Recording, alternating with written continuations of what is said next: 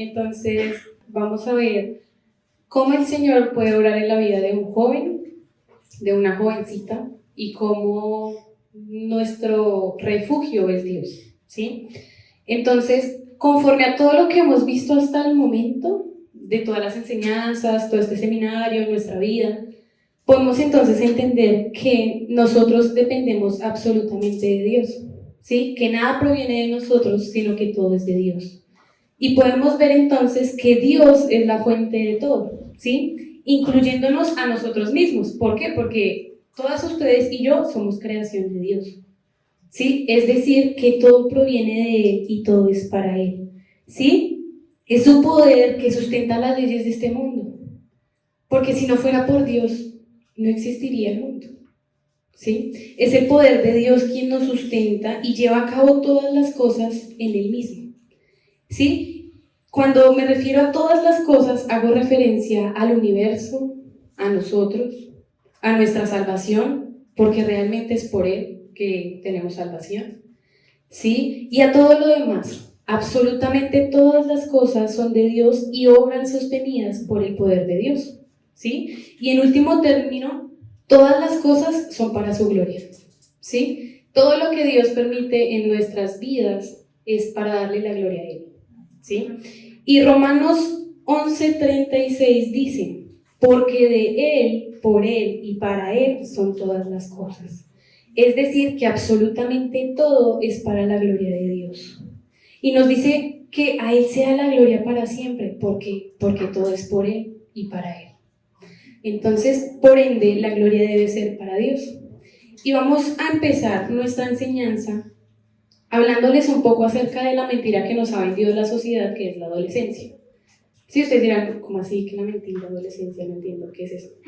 Bueno, entonces, ¿qué pasa? Que la adolescencia realmente ha sido algo adaptado por la psicología mundana. O sea, es algo que el mundo ha puesto, ya no eres niña mujer, sino niña adolescente mujer, ¿sí? Entonces, ¿qué será este tema de la adolescencia? Realmente la adolescencia no tiene nada que ver con la Biblia y la verdad, ¿sí? O sea, no hay tal cosa como la adolescencia, no existe en las escrituras como la explica el mundo de hoy. ¿Y cómo la explica el mundo de hoy? Entonces, ¿qué es la adolescencia? La adolescencia es definida como la etapa de vida de una persona que marca el final de su infancia, ¿sí? Y inicia la vida adulta. Eso, o así es definida la adolescencia. Entonces podemos ver que es cuando una persona joven está en su etapa de descubrir su identidad, ¿sí? Cuando tú dices soy adolescente, es decir, estoy buscando mi identidad porque no sé quién soy, para qué soy, o sí, como que no sé qué tengo que hacer, ya que me voy a dedicar. Esa es la adolescencia. Y así es esa es la idea de adolescencia que nos vende el mundo. Es cuando una persona está literalmente buscando su forma de ser independiente, ¿sí? Busca su identidad y busca su independencia. Pero realmente, si nosotros lo vemos y vamos a ir viéndolo bíblicamente, la adolescencia es el mayor obstáculo para que un niño madure, para que un niño realmente asuma las responsabilidades que tiene que tiene que asumir cuando ya tiene cierta edad. La adolescencia es un tiempo o es una etapa que el mundo ha puesto que hace que los niños no maduren. En este caso, que las niñas no maduremos, ¿sí? Y, por ejemplo, entonces si yo veo una niña, hagan de cuenta que aquí hay una niña, ¿no? Entonces yo le digo, hey niña, ven un momento, por favor, niña. Y ella no me pone, niña. Y ella me voltea a mirar, ¿niña? O sea, tengo 15 años, yo no soy una niña. Y entonces si yo le pregunto, bueno, ok, está bien, tú no eres una niña, pero entonces tampoco eres una mujer. Entonces, ¿cómo te digo? No, yo soy una adolescente, tengo 15 años. Y uno queda como, pues es una niña, ¿sí? Tiene 15 años, está empezando a vivir. La adolescencia al día de hoy es una niña que demanda practicar o participar de los privilegios de una mujer sin asumir las responsabilidades de una mujer, ¿sí? Es decir, que quiere tener los privilegios, pero no quiere tener responsabilidades. Esa es la adolescencia que nos vende en el mundo en el tiempo de hoy. Un ejemplo, todos los adolescentes, o sea, todos los jóvenes decimos como, ay no, ya quiero tener 18 años, Ya, porque va a ser la edad donde mi papá ya no va a cansar más, mi mamá ya no va a poder decir nada, va a poder hacer lo que yo quiera. Quiero tener 18 años, porque si yo tengo 18 años, soy independiente. Y si yo soy independiente, pues puedo hacer lo que a mí se me dé la gana. Entonces, ¿cuándo voy a tener 18 años? Que sea ya. Pero ¿qué pasa? Que cuando tú cumples 18 años y pretendes ser independiente, aunque tú dices ser independiente, sigues viviendo en la casa de tus papás. Entonces no eres independiente. ¿Sí? Y cuando tú cumples 18 años, dices, ay, no, yo soy independiente, puedo hacer lo que quiera, pero no quiere trabajar. Entonces no eres independiente. Pero uno quiere cumplir realmente 18 años, porque es que si tengo 18 años soy mayor de edad y puedo tomar mis propias decisiones, pasando por encima de los demás, porque es mi vida y no le hago daño a nadie. Esa es la adolescencia que nos vende el mundo de hoy. ¿Sí? Ser independiente sin tener que ser responsable. Eso es la adolescencia de hoy. ¿Sí? Querer privilegios sin asumir lo que conlleva esos privilegios. ¿Sí? Entonces, por ejemplo, en mi caso, hubo un momento donde yo pensaba que ser adulto era sencillo. O sea, yo dije, no, eso uno crece y eso debe ser fácil porque uno empieza a trabajar, recibe dinero, todo sencillo. ¿Sí? Todo es fácil, ¿no? Y yo pensaba como, bueno, ya me falta un año para salir del colegio, voy a cumplir 18 años, voy a poder ser autónoma, voy a poder tomar mis propias decisiones. Y llegó el momento en que cumplí 18 años, ¿no? Entonces cumplí 18 años y cuando yo cumplí 18 años fue el momento en el que tuve que hacerme responsable de mi vida, ¿no? Y me pegué una estrella porque yo decía, 18 años eso va a ser lo mejor, va a ser la locura, voy a tener dinero, voy a poder hacer lo que quiera, pero realmente me estrellé. O sea, hagan de cuenta que yo caminando ya había un muro y ese muro me volvió todo, ¿sí? Porque de un momento a otro tuve que hacerme responsable de todo. Mi mamá me dijo, usted dijo que tenía 18 años, iba a ser autónoma, responsable. Me tocó empezar a pagar la universidad. ¿Y ahora de a dónde?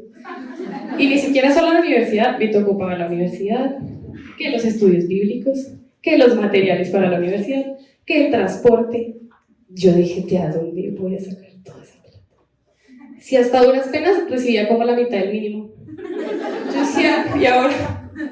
Porque yo seguía estudiando, o sea, salí del colegio, pero seguí estudiando en otra parte. Y me pagaban el mínimo. Y yo, la universidad, ¿y ahora? Y en ese momento me estrellé. ¿Por qué? Porque lo que yo anhelaba, ser independiente, también traía un montón de responsabilidades que asumir. Pero yo pensé que si yo cumplía 18 años, podía hacer cosas, pero mis papás me iban a seguir sustentando. Sí, yo dije, no, pero mis papás, pues a mis papás imposible. El colegio, al menos la universidad. No, llegó un momento donde mi mamá dijo, usted quiere ser independiente, usted ya trabaja, págueselo. Y si ustedes me preguntan, hasta el día de hoy, estoy en la universidad, pero si ustedes me preguntan, no sé de dónde ha salido toda esa plata. O sea, yo digo, yo no sé cómo he pagado todo, ¿sí? Porque estoy en la universidad, estoy en la academia bíblica, estoy en la alabanza, y todo tiene un valor, ¿sí? Porque todo tiene un orden, ¿sí? Entonces, ¿qué pasa? Que yo digo, ¿y de dónde he sacado todo ese dinero? Pues la verdad es que lo que sí he tenido claro es que quien me ha sustentado ha sido el Señor. No sé de dónde, no sé cómo, porque yo veo mi salario y digo, o sea, es como la mitad de la deuda y el resto.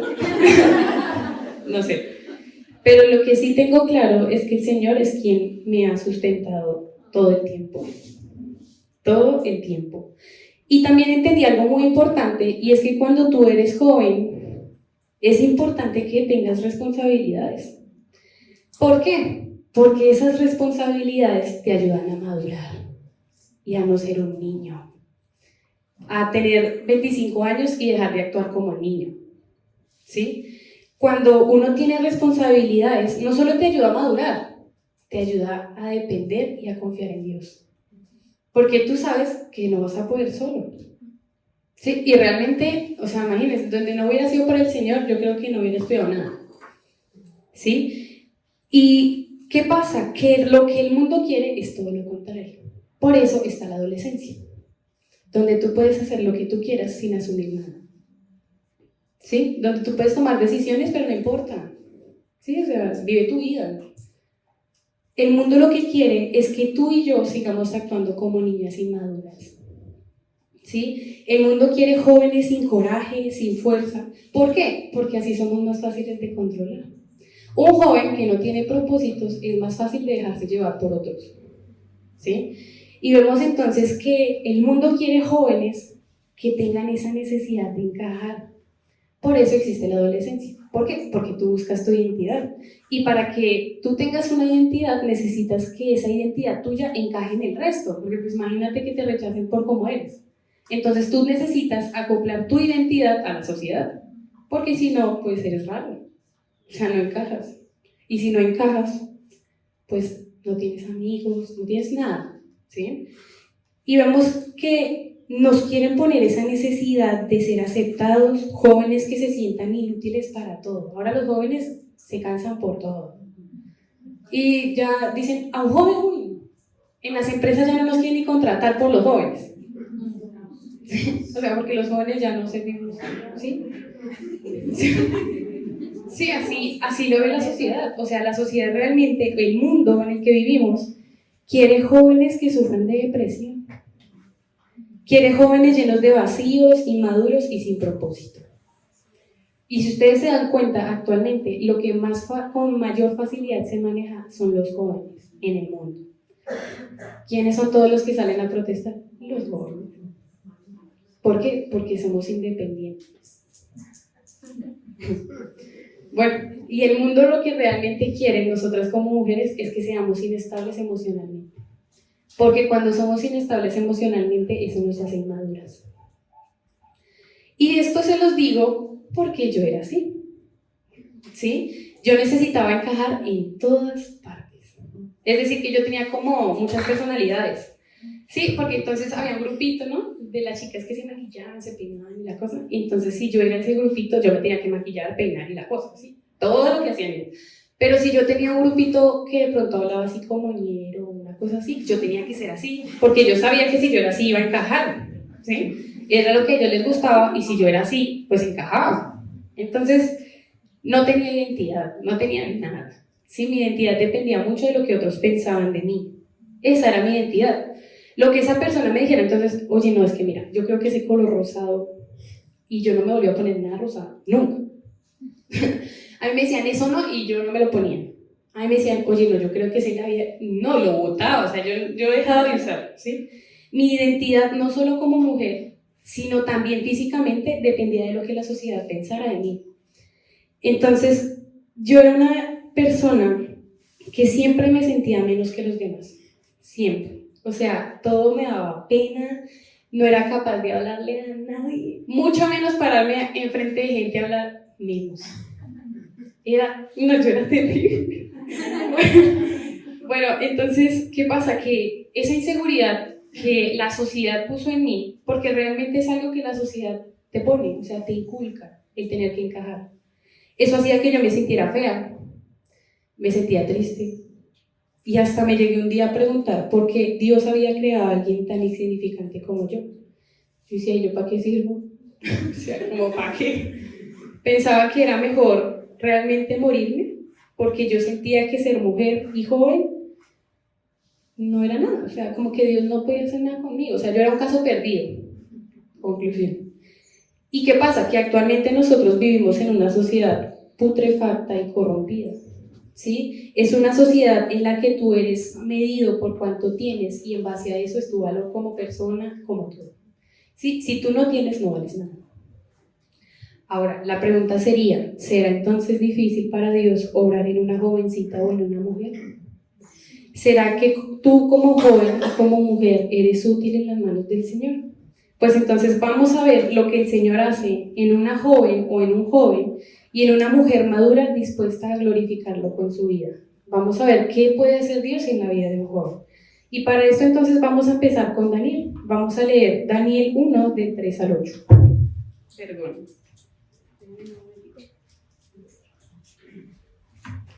Y dice entonces la palabra del Señor en Daniel 1, del 3 al 8. Versículo 3. Y dijo el rey Aspenaz, jefe de los eunucos, que trajesen de los hijos de Israel, del linaje real de los príncipes, muchachos en quienes no hubiese tacha alguna, de buen parecer, enseñados en toda sabiduría, sabios en ciencia y de buen entendimiento, e idóneos para estar en el palacio del rey, y que les enseñase las letras y la lengua de los caldeos. ¿Qué pasaba? A ver, había un rey llamado Nabucodonosor, y este rey tomó cautivo a Judá y se lo llevó a Babilonia. Y dentro de esos que se llevó de Judá, él pidió que se trajeran muchachos en los que no hubiera tacha alguna, que fueran de buen parecer, enseñados en toda sabiduría.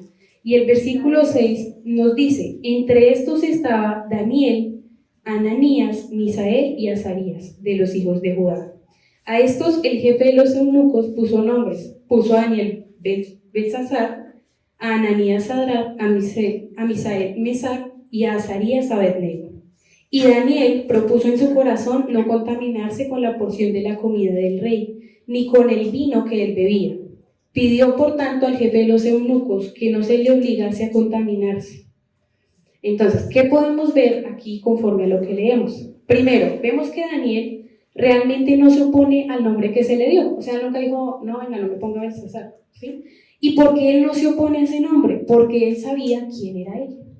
Entonces, por ende, le podían poner otro nombre, ¿sí? O sea, no había problema porque él sabía quién era él. Ahora, vemos que Daniel no se opuso a la educación de Babilonia. ¿Por qué? Porque Daniel tenía claro en quién creía él. O sea, Daniel lo tenía tan claro que él no se iba a oponer a eso. Pero Daniel se opuso a la comida de la mesa del rey. Dice la palabra que él propuso en su corazón no contaminarse. ¿Por qué? Porque eso no le agradaba a Dios. Porque si él comía, desobedecía directamente la palabra de Dios. Es decir, que Daniel no se opuso a las otras cosas porque esas cosas no transgredían a Dios. Pero sí se opuso a la comida porque eso iba en contra de Dios. No le agradaba a Dios y lo que él anhelaba en su corazón era glorificar a Dios. Y vemos que a pesar de que Daniel estaba en una cultura que no honraba a Dios, porque era una cultura idólatra, no honraba a Dios, él seguía obedeciendo las leyes de Dios. Y dice el versículo 8, propuso en su corazón. Cuando dice que propuso en su corazón, son palabras fuertes que expresan fidelidad ¿a qué? A los principios y determinación a seguir un curso de acción. ¿Sí? Cuando Daniel determinó que no iba a contaminarse, él estaba siendo fiel. ¿A qué? A la determinación de siempre hacer lo correcto delante de Dios y de no ceder a las presiones del medio. O sea, Daniel se mantuvo firme porque él sabía y tenía claro quién era su Dios. A menudo nosotros nos vemos muy presionados, ¿sí? Por las normas y a vivir como el mundo en el que vivimos, ¿no? Entonces, como que nos quieren imponer muchas cosas, como el aborto, la homosexualidad, la idolatría, la idea de que somos autosuficientes. Pero cuando nosotros vemos un joven como Daniel, vemos que no importa la sociedad en la que vivas. Vemos que no importa la cultura o las personas que a ti te rodeen. ¿Por qué? Porque si tú como mujer o como joven tienes claro quién es tu Señor, no va a importar si te aceptan o no. No va a importar si encajas o no en tu sociedad. Aun cuando cueste, no va a importar. Porque tú sabes que tú vales mucho en el Señor. Y tú sabes que lo que tú haces en el Señor lo glorifica a Él. Por eso no va a importar, porque tú sabes que para Él vales mucho, así cuando la sociedad te diga que tú no vales nada. Yo era realmente tan insegura que de verdad yo no le hablaba a la gente por mi propia inseguridad, de miedo a que me equivocara y me señalaran o que dijera algo que no era y se burlaran de mí. O sea, yo me paraba a exponer en el colegio y a mí se me olvidaba todo de los nervios que me daban. Y me acuerdo mucho que hubo un día que se me olvidó todo. Y llegué y grita a un compañero, pues que se lo revele Jesús. Ustedes no se imaginan, yo lo nerviosa que era, y llega ese muchacho y grita eso, y yo decía, ¿y ahora? ¿sí? Yo no sé cómo expuse ese día, pero cuando yo me empecé a dar cuenta de que mi seguridad no era lo que otros pensaban, no dependía de otros, entendí que cuando yo conocí al Señor, mi identidad como mujer y como joven estaban en Él. ¿Sí? Entonces, todos aquellos temores y vacíos que son huecos, o sea, que carecen de sentido, no eran reales, ¿sí? Porque yo entendí que todas esas inseguridades no eran conforme al Señor. El Señor en su gran amor me llamó, me tomó y me restauró, ¿sí? Y me mostró que Él me ama porque yo hago parte de su creación como mujer. Que como Dios me había creado, eso era perfecto, porque Dios dijo que lo que Él creó fue bueno en gran manera. Y si yo hago parte de esa creación, entonces yo soy valiosa en las manos de Dios. ¿Mm? Y vamos a seguir viendo otros ejemplos de la Biblia. Vamos a ver los 3 amigos de Daniel. ¿Qué pasó entonces con ellos 3? Vamos a ir a Daniel 3, del 13 al 18. Y dice la palabra en el 13: entonces Nabucodonosor dijo con ira y con enojo que le trajesen a Sadrach, Mesach y Abednego. Al instante fueron traídos estos varones delante del rey. ¿Qué pasaba? Nabucodonosor había levantado una estatua de oro, ¿sí? Y él dijo que absolutamente todos debían postrarse y adorar a la estatua, y que aquellos que no se postraran iban a ser echados al horno de fuego ardiente. Y el versículo 14 dice: habló Nabucodonosor y les dijo: es verdad, Sadrach, Mesach y Abednego, que vosotros no honráis a mi Dios, ni adoráis la estatua de oro que he levantado. Ahora pues, ¿estáis dispuestos para, al oír el son de la bocina, de la flauta, del tamboril, del arpa, del salterio, de la zampoña y de todo instrumento de música, os postréis y adoréis la estatua que he hecho? Porque si no la adoráis, en la misma hora seréis echados en medio de un horno de fuego ardiente. ¿Y qué Dios será aquel que os libre de mis manos? Sadrach, Mesach y Abednego respondieron al rey Nabucodonosor diciendo: no es necesario que te respondamos sobre este asunto. He aquí, nuestro Dios a quien servimos puede librarnos del horno de fuego ardiente, y de tu mano, oh rey, nos librará. Y si no, sepas, oh rey, que no serviremos a tus dioses ni tampoco adoraremos a la estatua que tú has levantado. Sadrach, Mesach y Abednego fueron presionados a negar a Dios. ¿Por qué? Porque los iban a hacer idolatrar otras cosas que no era Dios, ¿sí? Pero ellos decidieron ser fieles. El Señor les dio la fuerza para mantenerse firmes y ser fieles a cualquier precio. Los iban a echar al horno de fuego si no se postraban en esa estatua. Pero ¿qué pasa? Que ellos confiaban en que Dios los libraría. Pero que si Dios no lo hacía y permitía que fueran echados al horno de fuego, aún así ellos iban a mantenerse fieles. Porque ellos sabían que su Señor es fiel para con ellos, ¿sí? Entonces, ¿se pueden burlar de ti? Claro, o sea, eso es lo que más hay. En el colegio tú dices: soy cristiana, y se van a burlar de ti. Dices que eres virgen, se van a burlar de ti, porque eso ya no es normal. Lo normal ahora es tener novio y tener relaciones sexuales, ¿sí? Pero si tú dices: soy virgen, se te van a burlar, ¿sí? Pero puede que se burlen, puede que como mujer te hayan utilizado. Pero si tú tienes claro quién es tu Señor y tú sabes que Él es quien te da las fuerzas, tú te vas a mantener firme, porque tú sabes que Él cuida de ti, ¿sí? Y si eres soltera, casada, no sé, viuda, no dudes que el Señor te cuida, ¿sí? O sea, puede que la situación en la que estés no sea la más agradable, la mejor, pero Dios cuida de ti. Y debemos ser fieles a Dios, ya sea que Él intervenga o no a nuestro favor. Nuestra recompensa eterna vale más que cualquier sufrimiento que podamos tener aquí en el mundo, ¿sí? Entonces, si nosotros realmente tenemos claro que el Señor cuida de nosotros y que Él es fiel, sin importar qué situación vivamos, vamos a hacer lo que a Dios lo glorifica. Y vamos a ver algunos ejemplos de cómo Dios actúa quizá a tu favor o no a tu favor, pero cómo puedes glorificar a Dios, ¿sí? Entonces, ¿qué pasa? Cuando tú empiezas tu vida cristiana, ¿sí? La primera persona, o bueno, las primeras personas que se oponen son tu familia. Son los primeros, ¿sí? Es decir, son esas personas con las que tú vives a diario. Son esas personas que te conocen mucho. Son esas personas que saben cuántos errores has cometido. Son esas personas que conocen tu diario vivir. O sea, son personas que te conocen de todas las formas, ¿sí? Cómo eres en tu casa, cómo actúas, cómo piensas, absolutamente todo conocen de ti. Y a veces los papás pueden ser durísimos con los hijos, ¿sí? Y te pueden decir cosas que te quebrantan, te pueden decir cosas que rompen el corazón porque duelen mucho. Pueden tener actitudes que quizás no entiendas, que uno dice, pero mi papá, ¿qué le pasa? No entiendo, ¿sí? Pero si tú estás con el Señor te vas a dar cuenta que aún esas cosas que Él permite en tu casa son para bendición, ¿sí? Y una vez estaba escuchando una prédica, ¿no? Y en esa prédica dieron un ejemplo. Entonces eran dos amigos, ¿sí?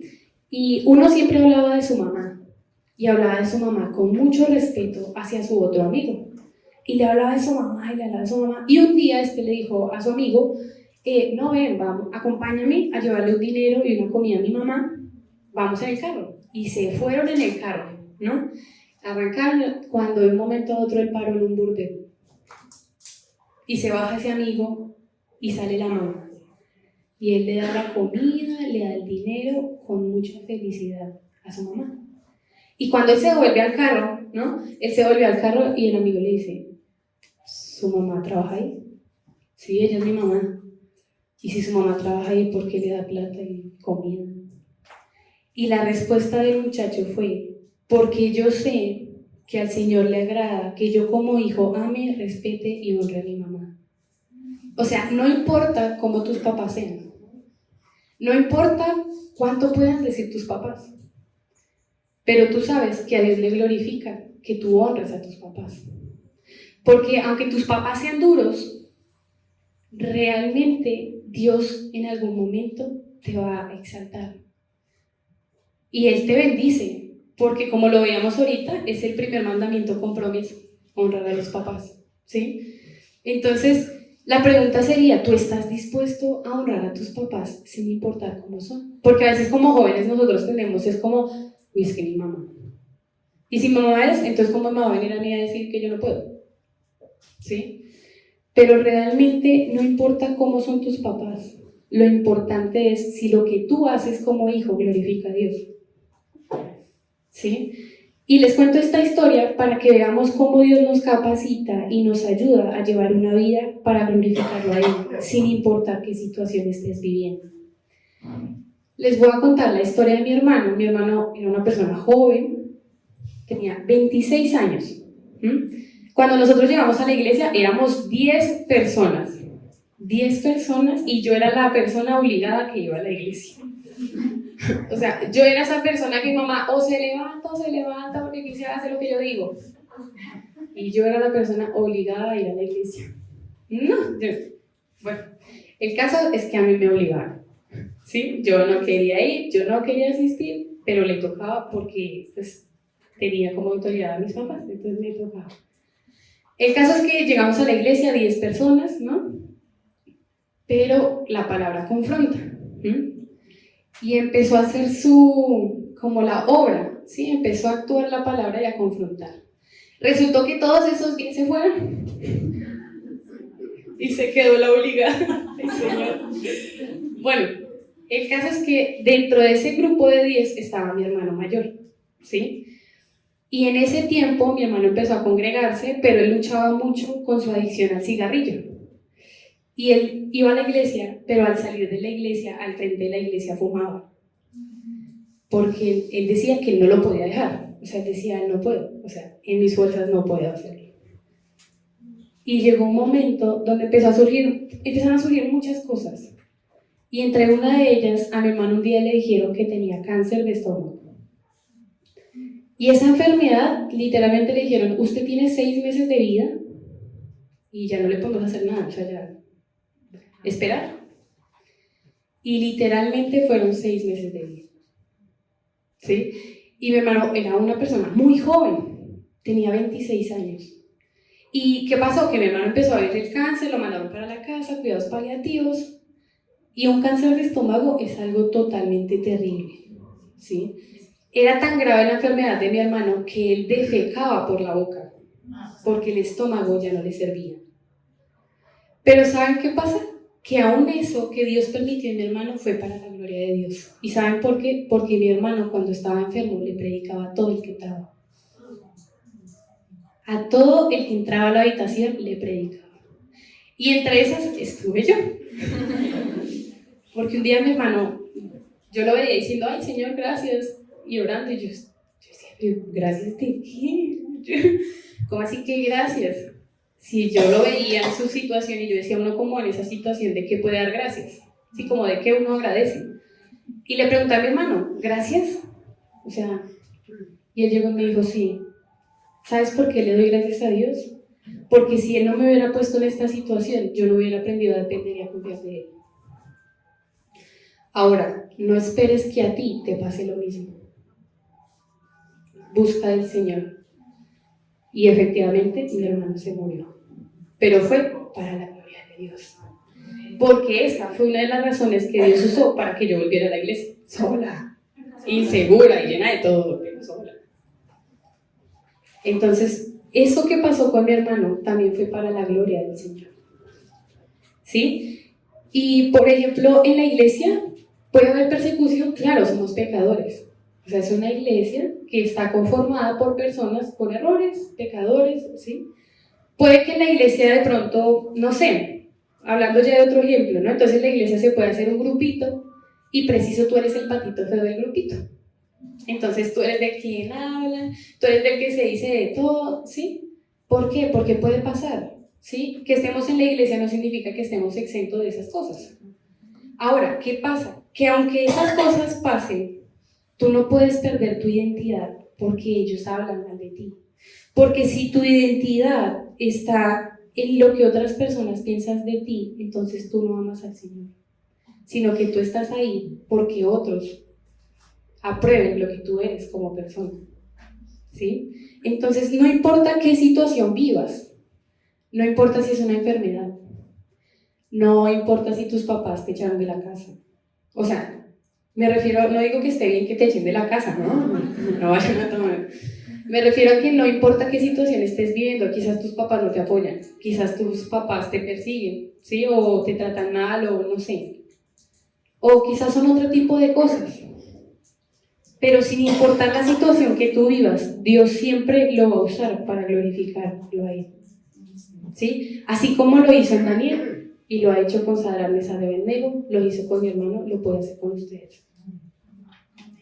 Y vamos a ver otro ejemplo que es José. No vamos a leer el texto porque fue algo que vimos en la prédica de la pastora. Entonces, para ir avanzando un poco, ¿qué pasó? Vimos que la esposa de Potifar lo estaba persiguiendo, ¿cierto? Entonces, ven, acuéstate conmigo, ven, ¿sí? Y ella quería que él se acostara con ella como fuera. Ustedes ya saben quién es José, qué pasó con José, era joven, ¿sí? Ya todos sabemos qué pasó con José, ¿sí? Y la esposa de Potifar realmente fracasó al seducir a José. ¿Por qué? Porque cuando José le dijo a ella, no, un momento, es que si yo hago eso, es un pecado grave delante de Dios.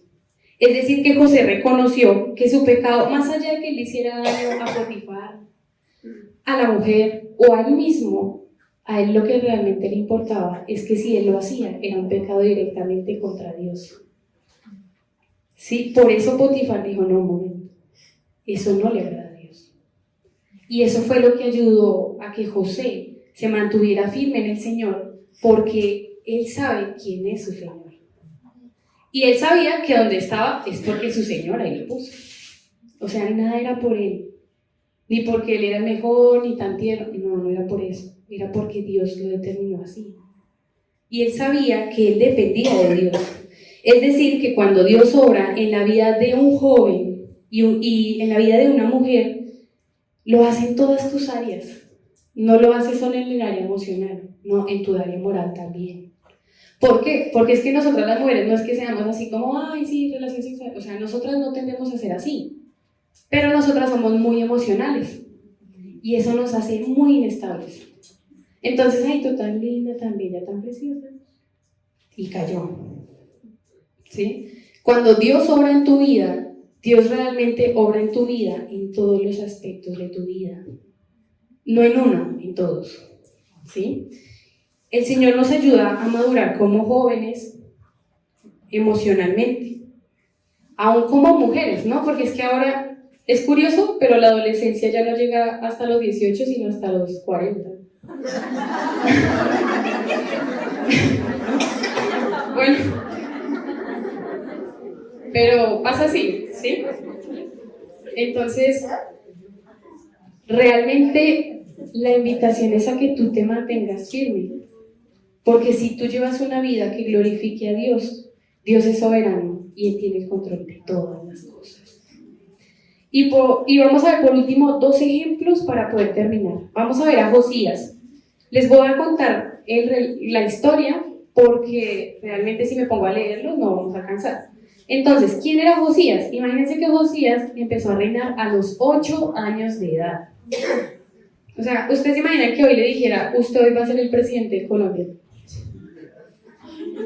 Josías empezó a reinar cuando tenía 8 años de edad, ¿sí? Y en los días de Josías se consideraba que los muchachos llegaban a ser hombres a la edad de 12 años, tú ya eras un hombre. Hoy un hombre no sé a qué edad es, ya no sé. Y vemos entonces que después de sus 8 años pasó cierto tiempo y ya cuando Josías cumplió y tenía 16 años empezó a buscar a Dios. ¿Sí? Josías empezó a buscar a Dios y empezó a entender la responsabilidad del oficio que Dios le puso, que era gobernar, era el rey. ¿Sí? Aún a su corta edad, él mostró más sabiduría que muchos de los reyes que eran más adultos anteriormente a él. Porque el papá de Josías no hizo lo malo delante de Dios. Su abuelito hizo lo malo delante de Dios. Pero Josías hizo lo recto delante de Dios, aun cuando su familia no lo hizo. ¿Sí? Es decir, que tú como joven y mujer puedes ser muy útil en el Señor, ¿sí? Puedes enseñarle a otros. Como mujeres podemos evangelizar. Y si eres mamá, eso es un privilegio más grande porque puedes hacer una generación que siga a Dios, ¿sí? Y si eres joven, puedes ser útil en manos del Señor porque es que si somos jóvenes tenemos vida, tenemos la fuerza para servir. ¿Sí? No importa la edad que tengas, realmente nunca es tarde. Solo confía y depende de Él, que Él se encargue del resto. La palabra dice que busquemos primeramente el reino de Dios y el resto viene por añadidura. Si tu privilegio es Dios, el resto Dios lo agrega a su debido tiempo.